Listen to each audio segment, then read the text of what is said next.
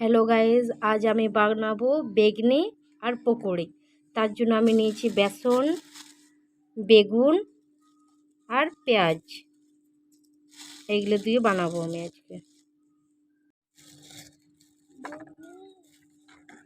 দেখো গাইজ, আমি বেসনটা নিয়ে নিয়েছি এবং এর মধ্যে একটু সোডা দিয়ে দিয়েছি আর একটু মতো স্বাদ মতো নুন দিয়েছি। বেসনটিকে ভালো করে ফেটে নেব যাতে পুরা মিলে যায়। দেখতে পাচ্ছ আমি কেমনভাবে ফেটছি, এভাবে তোমরা ফেটে নেবে।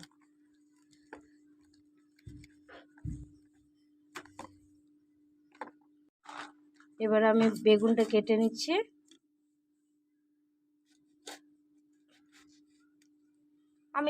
আমি ছোট ছোট বেগুনি বানাবো, তাই আমি ছোট ছোট পিস কেটে নিচ্ছি। তোমরা চাইলে বড় বড় কেটে নিতে পারো।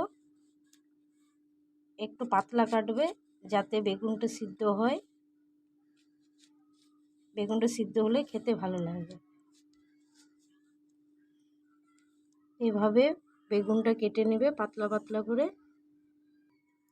এই দেখো আমি অনেকগুলো পিস কেটে নিয়েছি, তোমরা এইভাবে কেটে নেবে। নুনে আমি তেল বসিয়ে দিয়েছি। এবারে আমি বেগুনগুলোকে বেসনের মধ্যে ছাড়বো।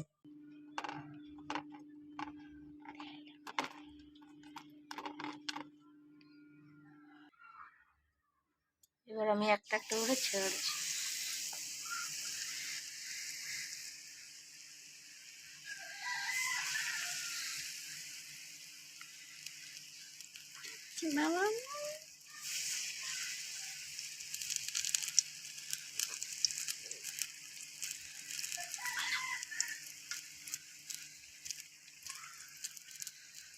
দেখতে পাচ্ছ আমার বেগুনগুলো কত সুন্দর ফুলেছে। এভাবে লাল লাল করে ভেজে নিয়ে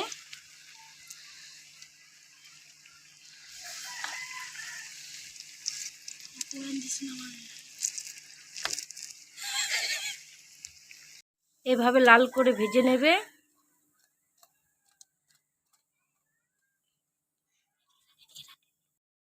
এ দেখো গাইস, আমাদের বেগনি বানানো হয়ে গেছে। দেখতে পাচ্ছ কি সুন্দর লাল লাল ফুলকো ফুলকো বেগনি রেডি হয়ে গেছে। এবারে আমি পকোড়ি বানাবার জন্য পেঁয়াজ কাটবো।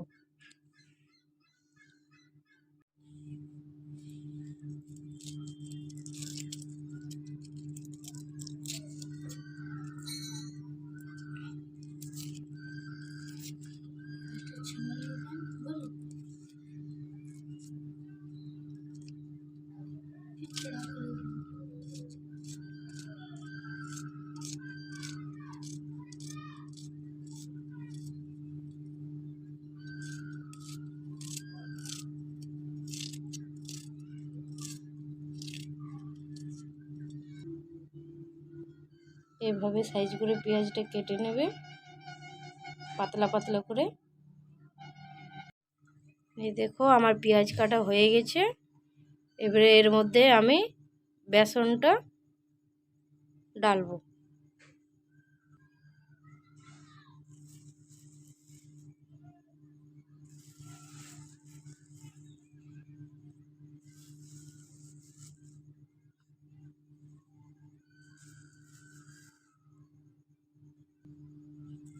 এটা হচ্ছে সোডা, একটু মতন দিয়ে দেবো।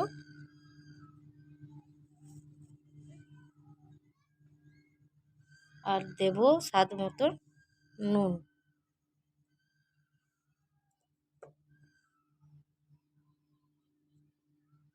এটা ভালো করে মেখে নেব।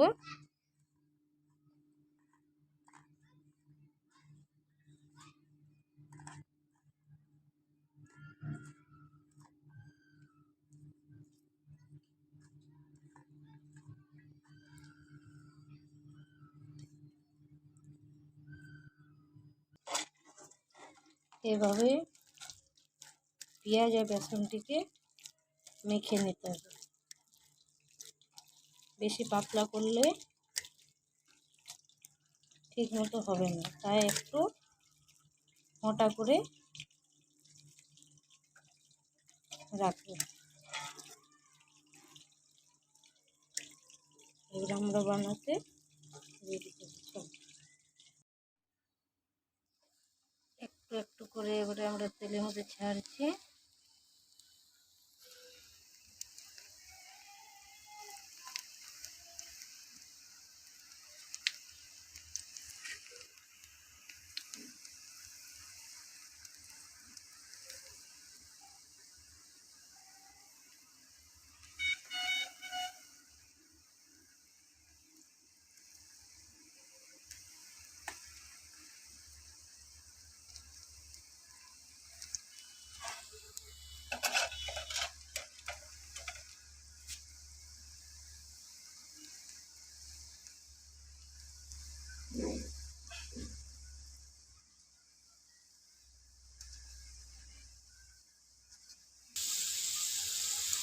এইভাবে লাল লাল করে ভেজে নিতে হবে।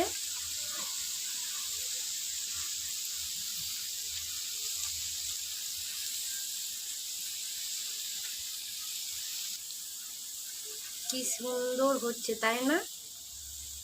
এইভাবে লাল লাল করে ভেজে নিতে হবে।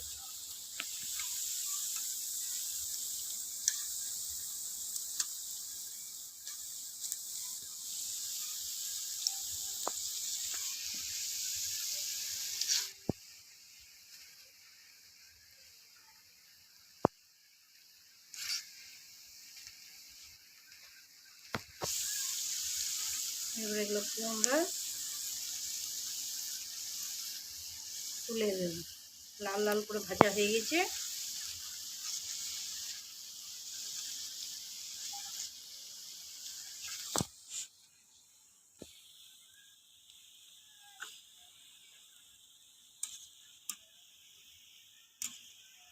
অফ করে